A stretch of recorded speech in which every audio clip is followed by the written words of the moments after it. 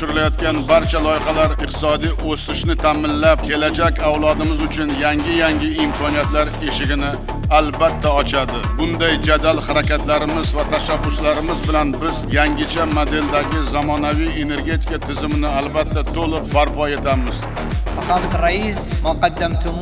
Prezident janobi oliylari, siz amalga oshirayotgan ishlar ko'pgina davlatlar uchun namuna bo'la oladi. Ota yurdumuz O'zbekistondagi aziz qardaşlarım, bugün go'zal Toshkentda ushbu oliy tadbirda ishtirok etib turganimdan juda ham baxtiyorman.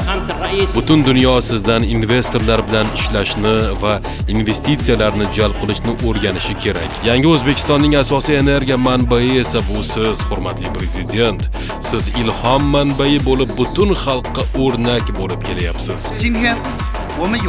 Bu yutuqlar hurmatli prezident janobi oliylarining uzoqni ko'ra biladigan siyosati va oqilona islohotlar natijasidir.